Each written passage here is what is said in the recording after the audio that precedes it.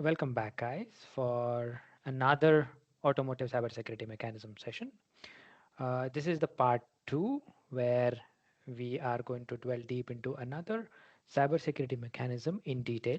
So we have Riva and Dharmesh who are going to explain a bit about secure flashing, a really interesting and cool cybersecurity mechanism. So they're going to deep dive into what the secure flashing is, how it can be achieved, what all cyber attacks does it mitigate, that will help us to prevent. So these are some of the topics Riva and Dharmesh will uncover for us.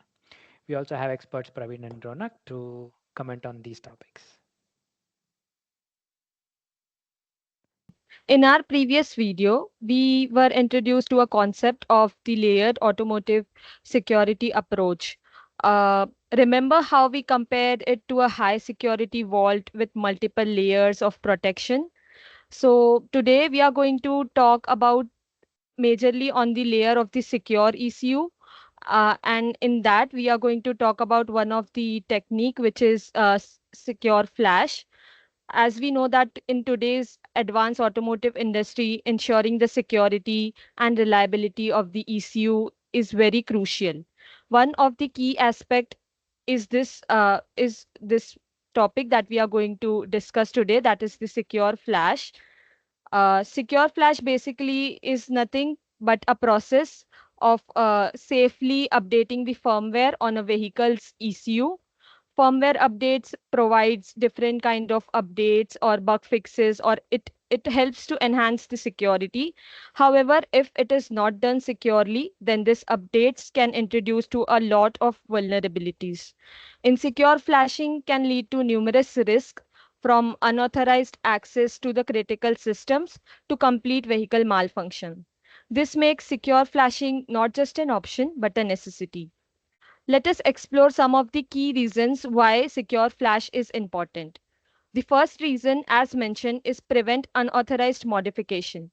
Secure flash ensures only approved firmware updates are installed, blocking the unauthorized changes, protecting the vehicle from harmful code. The second point is maintaining the safety and integrity. By verifying the firmware updates, Secure Flash keeps critical systems like braking and steering safe and reliable, preventing potential accidents from the tempered software. And the third point, which is security of critical function. Secure Flash uses various cryptographic checks to protect the essential vehicle functions from cyber attacks, ensuring that the car runs safely and as it is intended.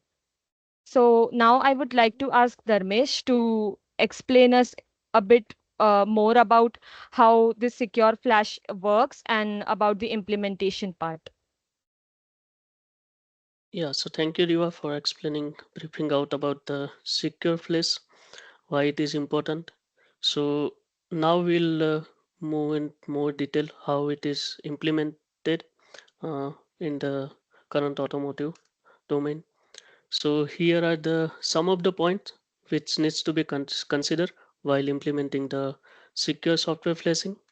So first is the firmware update process. So as Riva mentioned, there are two key objectives here.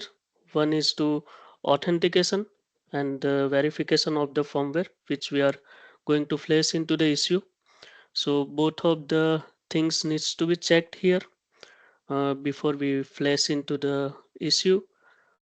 To support this objective, how it will be achieved, which we can achieve using the cryptographic techniques such as the digital signature, hashing, encryption, which I said here is optional because for the secure flash, it is recommended you can use the encryption to protect your data, but main objective here is to uh, confirm that this firmware is coming from the authentic uh, OEM or authentic person, and check the integrity whether this firmware is really the one which is belong to this particular issue and nobody is tampered with that. Uh, Also to support this cryptographic technique and other things, another important component we would say hardware security module involved here. This is also recommended because few operations it is important. When we see the challenges later, we'll come to know some of the challenges will be mitigated using this. So HSM mostly used to for the key management purpose to store the cryptographic keys. Also, it will be providing temper resistance, and also it will help in the authentication process to perform it faster. So these are the things which will be uh, considered to perform the secure software flashing. Now let's understand how it works. So let's imagine this is the normal process. So we have the application software. When this new software needs to be updated into particular issue, you go to service shop or the mechanic. Then they use the third party flashing tool or diagnostic tester. This software will be passed then to issue, and in issue flash bootloader. Using that, you flash your software. So again here, the software which we are flashing into the issue uh, is not guaranteed that it came from which source. So it's from the original OEM or some other person. And also one more challenge is if in between this, the software itself, attacker can change it and make it differently behavioral than the uh, particular issue, let's say anti-braking system. Instead of that, somebody tamper that, and it will not function as it is, what it is intended. So to avoid this or solution of this problem uh, can be done using the secure flashing. So how the secure flashing is works is like, in the second image, you can see in the left hand side when the OEM will provide the software. So this software will have the signature. So digital signature is the solution for the above two problems. How it works, let's understand a little bit. So we have the application software which is passed to the hash function, and then the hash output will be signatured with the private key of the OEM or manufacturer, and that will create the signature which will be then appended with the original software, and then this will be passed to the issue. So here important thing is hash function. So what hash function does is, or advantage using the hash function is, uh, two things here. When you provide input to the hash function, it will create hash output, and it is just one way process. So you cannot generate the same input from the output. So every time when you give the input, it will create a hash function, unique hash function for the same input. uh, if little bit modification in this input happens, then it won't generate the exact hash function output, and this hash value then will be encrypted or with the private key. Then on later end, when this software is flashed to the issue, flash bootloader will verify that using the public key. So this public key also already installed in the issue or distributed by the OEMs to respective issue based on their versions or different issues.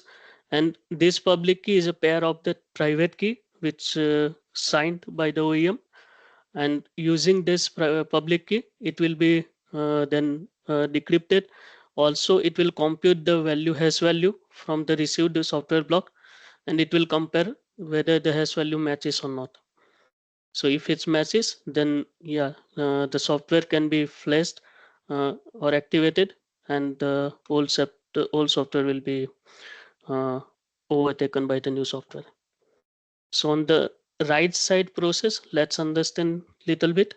uh, One of the approach, so it's not necessary that every organization or every developer architecture has the same functionality, but let's say you have very bigger software, then how this would be work is like, uh, external device, in our case let's say diagnostic tester, will pass block by block this software to the flash bootloader.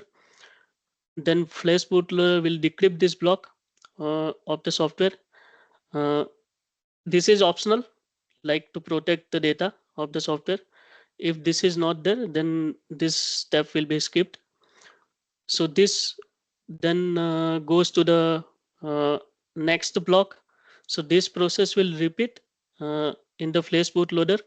In every iteration here, it will compute the hash value for that particular block, and it will just store it or append it until the last block is received.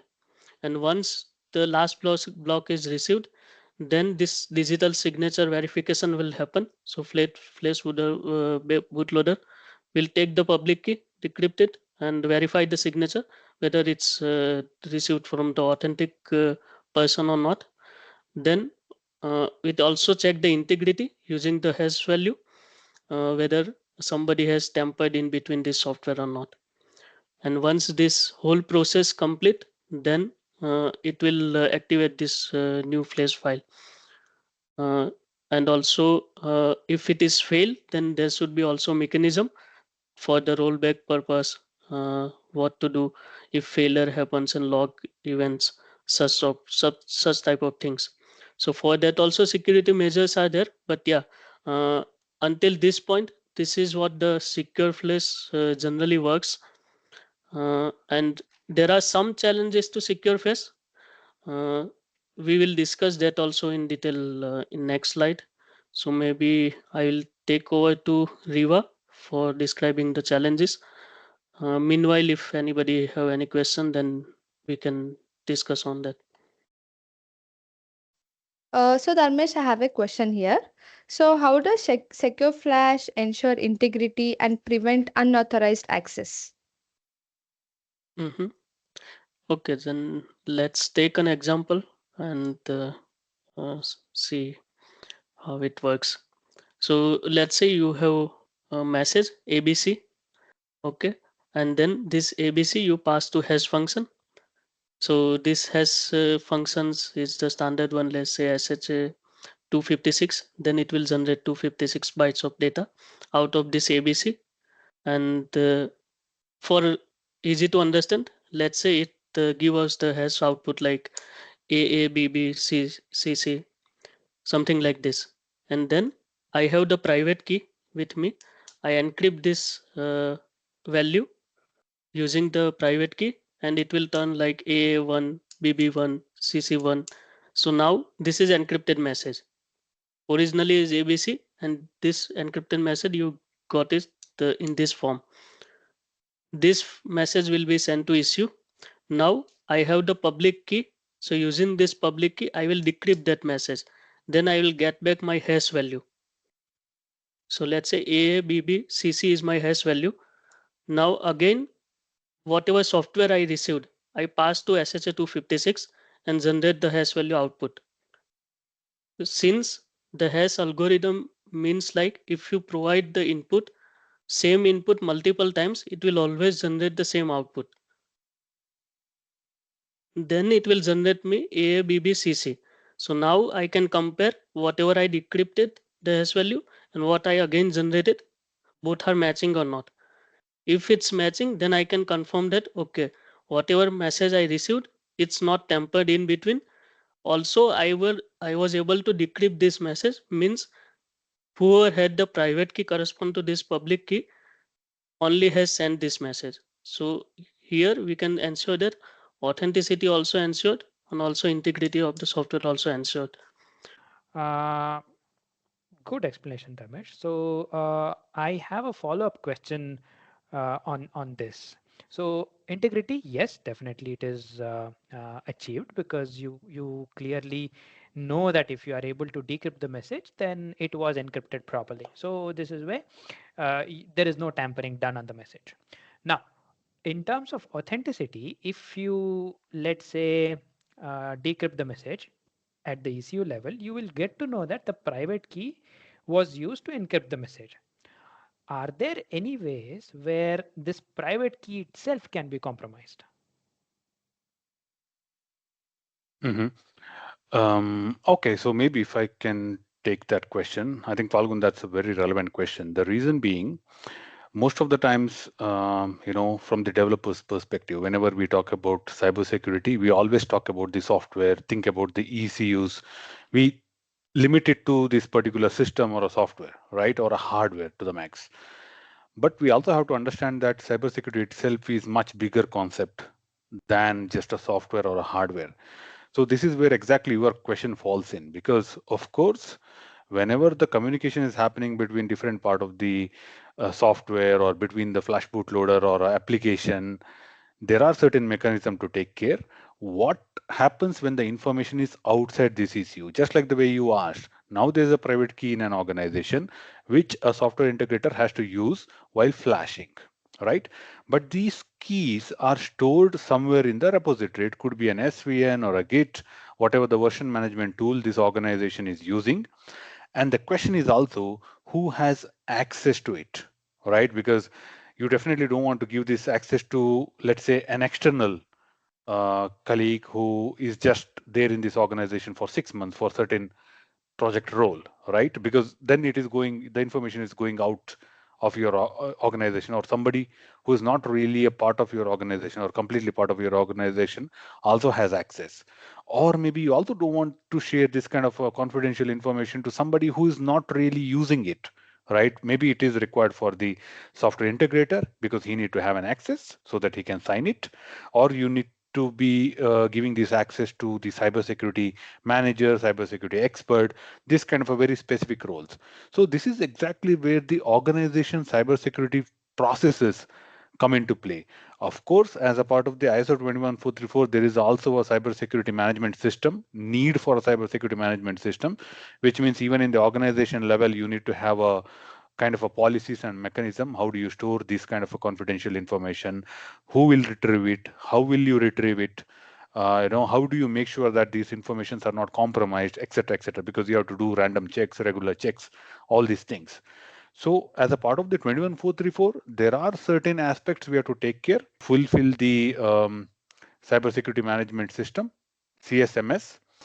And also, there are some supporting standards which are not 100% directly related to automotive, let's say, embedded system development, rather more or less, valid at the organization level. Like ISO 27000 is one such standard, and especially in Europe, we have this TSAX, which is also another standard which clearly, recommend organization to come up with the policies or strategies how the information exchange is, let's say, secured. How do you protect the information? How do you make sure that you share this kind of information with the right participants? Because this is not just between different teams in an organization or between the different roles. This mechanism is also required when you exchange the information with your customer or with the stakeholders, right? Because sometimes you flash the software to an ECU and you send it to the customer or an OEM for a testing. And sometimes they'll also have to be able to flash the software on their own, right? Maybe they don't have the same, let's say, signatures as you. Then there has to be some kind of a mechanism. How do you manage it all together within the organization and also with the external stakeholders? So this is exactly what is the need of cybersecurity management systems. So which means at the end of the day, organizations also have to think, because even today, whenever we work with many of the customers, they think that cybersecurity, especially very limited to this particular ECU. Yeah, it is just around this ECU and what happens inside the ECU and these typical security mechanisms which are already in place from several years. Of course, these are not introduced because of 21434 or something like this. These were already there. But apart from that, it also has to be understood that there has to be certain kind of an awareness at the organization level, and there has to be certain kind of adherence to this kind of a standard like 27001 or a TSEC, so that as a whole, your cybersecurity processes and the way you work is robust, not just the project specific things, but even at the organization level, you have a very solid mechanisms where, how do you store data, etc., because see, this is exactly why we say quality standards are also important, because where does this come into picture? Your configuration management, right? Maybe ASPICE doesn't talk too much about, let's say, cybersecurity relevant aspects, but as a part of the ASPICE, if you look at the configuration management, it also tells how do you manage your access control, right? This is exactly one such spot where you have a strategy or a policy to say that, okay, whenever we are talking about the signatures, only 1 to 3 roles have the access because nobody else is affected by this information and not a receiver of this information. So this kind of a policy should be there, and that's exactly how it should be done. And to answer your question in brief, of course, these keys can be compromised because there was one incident with one of the German OEM, I think 2 months or 3 months ago, where one of their private keys within the organization was exploited, and it was available to the public in some dark web website because maybe because of one of the some internal colleague or somebody like this. Then in order to fix that, they had to issue a hotfix to all the issues which was affected by this particular issue. So this happened. So this is where this is not something new. So this is where uh, you know as care we take when it comes to the ECU development or a software development in the organization level, also there has to be stringent measures to make sure that confidential informations are not going out, or at least not accessed by people who are not really affected by this kind of an information. Okay, so now we can move to the challenges for using the secure flash as a mechanism. Uh, so Riva can briefly explain what are the challenges. Yeah. So as we saw that in secure flash there are a lot of complex things which are working together. So the first challenge is the complexity of the cryptography. Cryptography itself is one of the most, or I would say one of a complex concept. So managing this cryptographic systems and all requires a lot of specialized knowledge. So this is where this can be one of the challenge when we talk about implementing secure flash. The next could be the cost implication. So enhanced, as we get some enhanced security measures, it can lead to increased cost in both of the hardware as well as the software development of that particular product. Then next comes the compatibility issue. So if there are some products which, or some vehicle which are already built, which are existing, to implement the secure flash, it would be a totally new concept. So there would also be some compatibility issues with respect to that. Okay, maybe a question on the secure flash itself as a security mechanism, because of course now we also have certain issues, which have been already developed. Let's imagine that secure flash has not been considered as one of the mechanism here, and now if we have to include this particular mechanism as well, then what are the factors one need to consider, and what kind of impact overall? So if I can take that question, I think that's a brilliant question. The reason being that in the industry, people always say that there are existing products, and then we want to make it compliant to now UNEC WP29 or compliant to ISO 21434. So let's introduce secure flashing. It would not be that straightforward for the legacy products. You would have to consider a lot of things where your question comes into picture, right? So let's say, as Dharmesh and Riva explained, so if your secure flashing is using some kind of hardware support, which is the HSM, and your existing or the legacy products which are already on the market, it does not have the HSM, then it's a clear no-go there, right there. Right. So this is one of the things. So you would have to consider the system architecture and see if the existing product line or the ECUs does support the secure flashing. Point number one. Point number two, as Ronak mentioned, if there are some, let's say, some secrets, vehicle secrets or car secrets that are being exchanged internally with other ECUs, or there is some kind of tight coupling between other ECUs in the system, in the complete, let's say, the vehicle environment, that also needs to be considered. It's not just your ECU, but also the other ECU, how the interaction with the other ECUs matter. So all in all, system architecture becomes, or rather plays a big role in you identifying whether can you integrate secure flashing already or not. Now, does it mean that you cannot put any more security at all?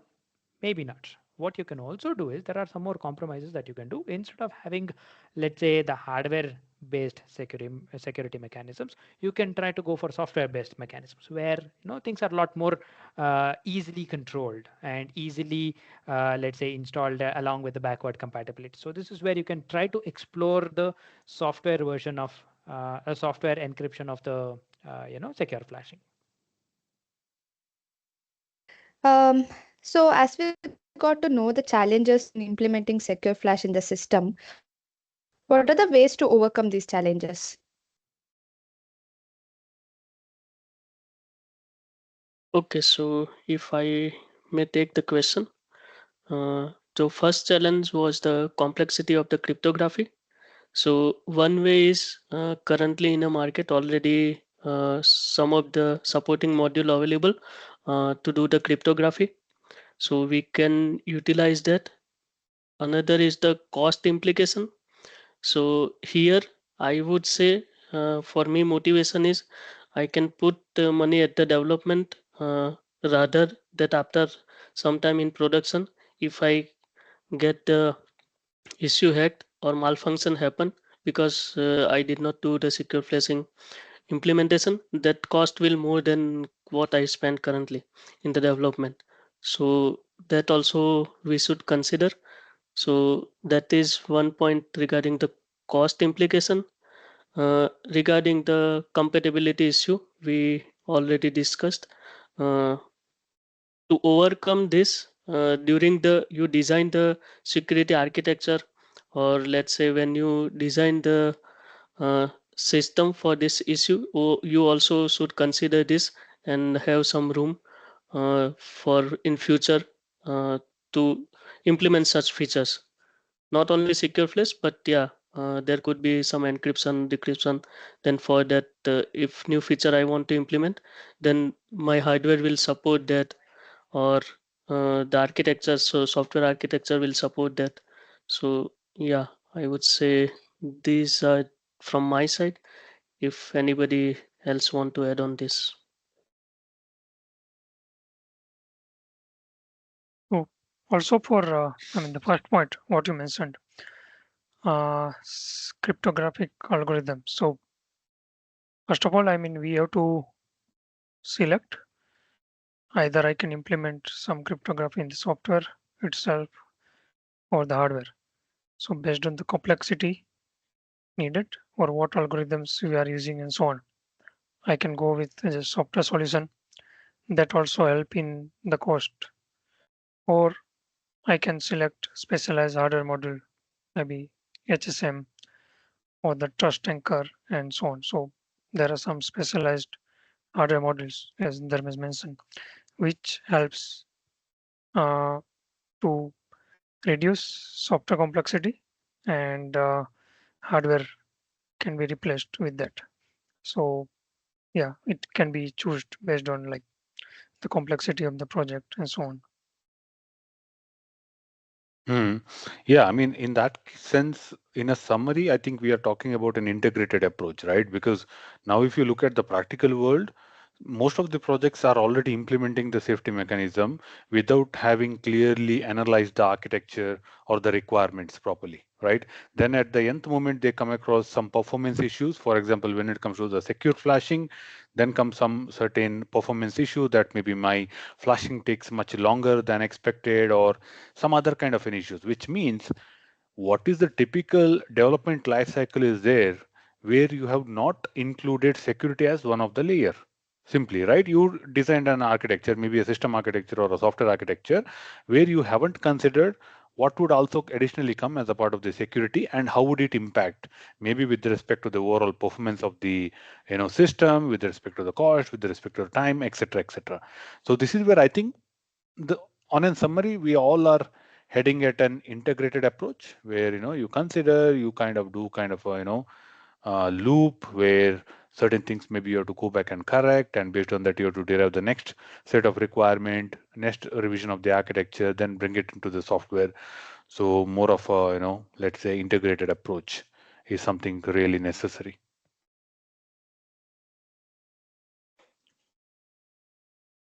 So thank you guys for watching our video. Uh, Please do subscribe and like to our channel for getting more updates on various cybersecurity concepts and automotive industry knowledge.